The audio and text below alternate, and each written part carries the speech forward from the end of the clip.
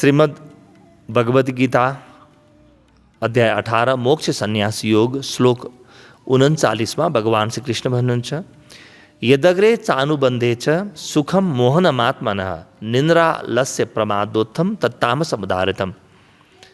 जुन सुख भोगकालमा र परिणाममा पनि आत्मालाई मोहित गर्ने खालको छ, त्यो निद्रा, आलस्य र प्रमादबाट उत्पन्न हुने सुख तामस भनिएको छ।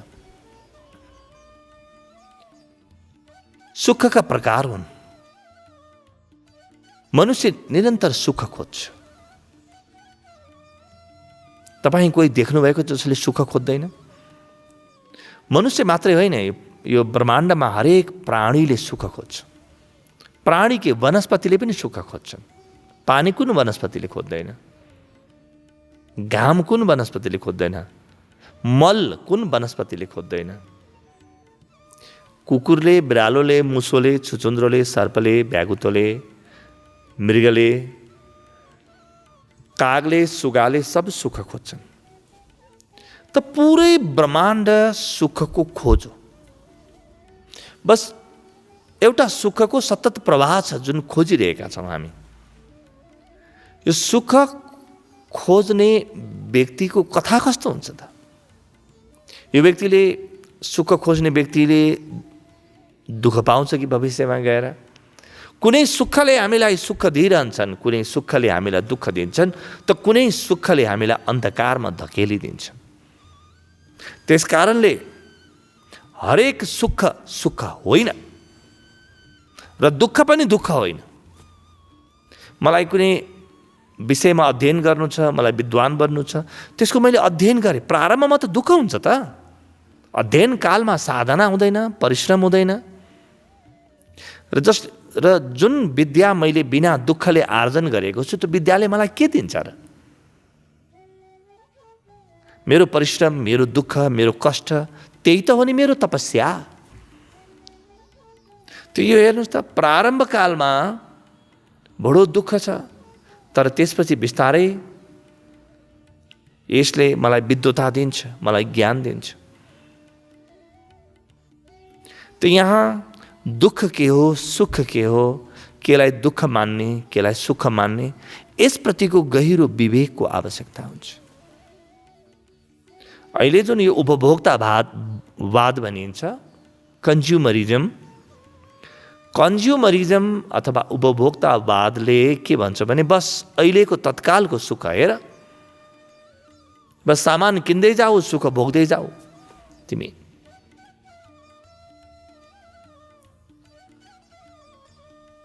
कति रिसर्चहरू छन्, अनुसन्धानहरू छन् जसले के भन्छन् कि महिलाहरूलाई त्यो सुपरमार्केटमा, सपिङ गर्ने ठाउँमा, सामान किन्ने ठाउँमा लगिदिए मात्रै पनि सुखी हुन्छन्। त्यहाँ केही किनिराख्नु पर्दैन। त्यो तत्कालको सुख। अब यो व्यक्तिलाई ध्यान छैन कि त्यो सुख कहाँबाट जन्मेको छ त? के मलाई बाहिरका वस्तुले सुख दिने हुन्? बाहिरका वस्तुले मात्रै सुख दिने यदि हो भने त तपाईँ त्यो वस्तु किनेर लैजानुभयो, तपाईँभित्र त छिर्दैन त्यो वस्तु। सुख त मनमा अनुभव हुन्छ त। सुख मनमा छ, म भित्र सुख छ भन्ने मलाई थाहा छैन। सुखको कारखाना म भित्र छ भन्ने थाहा छैन। म बाहिरका वस्तुहरूबाट त्यो सुख आर्जन गर्ने प्रयास गर्छु, भोगबाट त्यो सुख आर्जन गर्ने प्रयास गर्छु। जसलाई आफूभित्र सुख छ भन्ने थाहा छैन, सुखको मूल स्रोत, सुखको कारखाना आफूभित्र छ भन्ने थाहा छैन, त्यस्तो व्यक्तिलाई नै मोहग्रस्त भनिन्छ। मोह भनेको के हो? ज्ञानको अभाव। ज्ञान के हो? सुख म भित्र छ। यी इन्द्रियहरू जुन बाहिरतिर फर्केर सुख लिने प्रयास गर्छन्, यी म भित्र फर्कियो भने हजारौं करोडौं गुना, अनन्त गुना सुख छ। यी इन्द्रियलाई थाहै छैन। मलाई त थाहा छैन, त इन्द्रियको मालिकलाई त थाहा छैन, त इन्द्रियलाई कसरी थाहा हुन्छ? इन्द्रियको मालिकलाई त थाहा छैन कि त्यो सुख भित्र छ, त्यो इन्द्रियलाई कसरी थाहा हुन्छ? त्यो यो के हो? अन्धकारको अवस्था हो। सुख भित्र छ भन्ने थाहा नहुनु तमसको अवस्था हो। तमस के हो? अन्धकार हो जीवनको, जहाँ मलाई कुनै कुराको ज्ञान छैन, धुवाँ धुवाँ जस्तै छ सबै कुरा। बिल्कुल मेरो जीवन जमेको छ, बरफ जस्तै बनेको छ। त बरफको अवस्था के हो? तमसको अवस्था हो। जब वो हल्लिन थाल्यो, अलिकति थोरै वरपर गर्न थाल्यो, त्यसपछि त्यो बरफ के बन्यो? पानी बन्यो, जल बन्यो। त्यो रजसको अवस्था हो। तर त्यो जलमा सिमाना हुन्छ। जल त तल तल मात्रै हिँड्छ, सबभन्दा खाल्टो खोज्छ नि जलले। बरफलाई त जहाँ राखिदियो त्यहीँ बस्छ। जल त बाटो खोज्छ, कमसेकम हिँड्छ। त्यो रजस वृत्ति हो जल। तर त्यही जललाई तपाईँले उमाल्नुभयो भने बाफ बन्छ र अनन्त आकाशमा उड्छ। त्यो सत्व हो। त्यो तमस के हो? त्यो बरफको अवस्था हो, बिल्कुल पाषाण ढुङ्गाको अवस्था हो। त्यो माटोको अवस्था हो। माटो के छ? बिल्कुल अन्धकार छ, जमेको छ त्यो माटो। त्यही माटोमा तपाईँले लगेर कुनै फल रोपिदिनुहोस्, बिस्तारै त्यो वृक्ष लाग्छ। त्यो वृक्ष के हो? रजस हो। त्यो माटो के हो? तमस हो। तमसमा रजसको लाग्यो, त्यो तमसभन्दा माथि उठ्यो त्यो वृक्ष। अब तर त्यति मात्रै होइन, त्यो वृक्षमा फल लाग्छ। फल चाहिँ के हो? त्यो सत्व हो। त्यो फल त्यही तमस रजस बन्यो, रजस सत्व बन्यो। भगवान कृष्णका यी सूत्रले हामीलाई के भनिरहेका छन् भने, मभित्र कहीँ पनि तमस वृत्ति छ भने मैले त्यसलाई रजस बनाऊ, र रजस वृत्ति छ भने त्यसलाई म सत्व बनाऊ।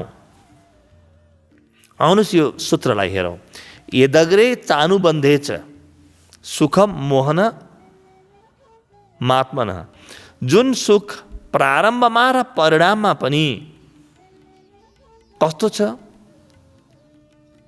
अग्रभागमा, सुरुमा, प्रारम्भमा र अन्त्यमा पनि जसले मलाई मोहित गर्छ। मोहित यानि जसको माया जालमा, जसको मोहनीमा म पर्छु र म आँखै उठाएर हेर्न सक्दिनँ।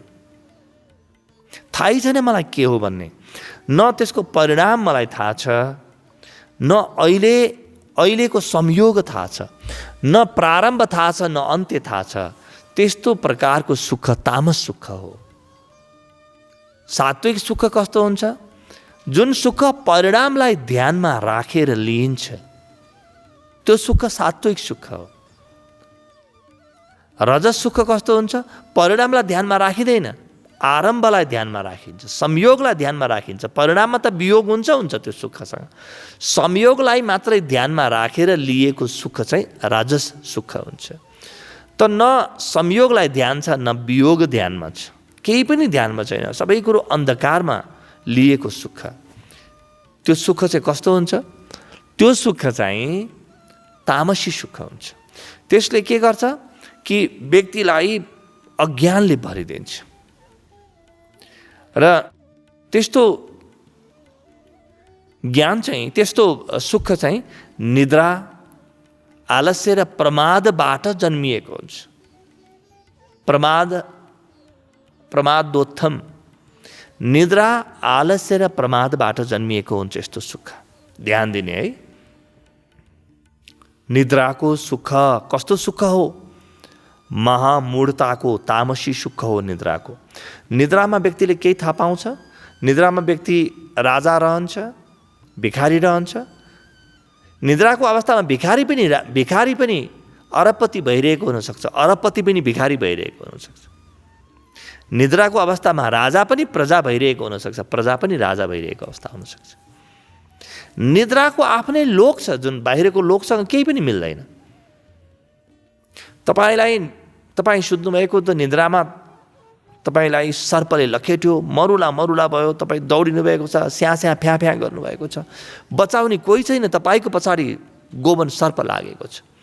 तपाईँ आफ्नो पुरा प्राण बलले तपाईँलाई पसिना भयो, पुरै प्राण बलले तपाईँ आत्तिनु भएको छ। अचानक तपाईँ आत्तिँदाखेरि तपाईँको निद्रा छुट्यो। छुट्दाखेरि त केही पनि छैन। कहाँ गयो त्यो सर्प?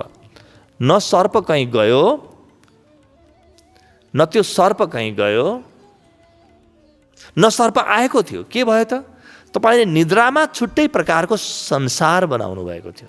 यसै गरी तामसी व्यक्तिले छुट्टै प्रकारको संसार बनाउँछ। तामसी व्यक्तिको संसार छुट्टै प्रकारको हुन्छ, अलग प्रकारको संसार हुन्छ तामसी व्यक्तिको। त्यो निद्राको संसारलाई जसले मन पराउँछ,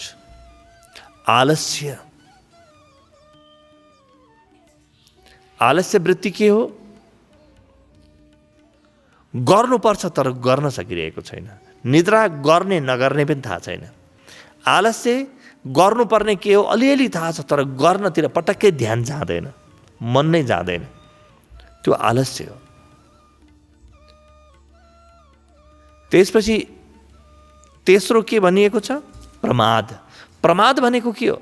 अलिअलि गर्न त गर्छ, तर जे गर्न नहुने त्यो गर्छ, जे गर्न हुने त्यो चाहिँ गर्दैन। जे गर्न नहुने त्यो चाहिँ गर्छ, जे गर्न हुने त्यो चाहिँ गर्दैन। त्यो चाहिँ प्रमादको अवस्था हो। त यसरी निद्रा, आलस्य र प्रमादबाट जन्मिने सुख, तपाईँ विपरीत केही गर्नुभयो भने सुख हुन्छ। किनभने तपाईँ अन्धकारमा हुनुहुन्छ, तपाईँ मोहित हुनुहुन्छ त्यसबाट, तपाईँ एक प्रकारको सम्मोहनमा हुनुहुन्छ। हेर्नुहोस्, मान्छेले पशुपन्छीको हत्या कसरी गरिरहेको छ, भ्रष्टाचार कसरी गरिरहेको छ, घुसखोरी कसरी गरिरहेको छ,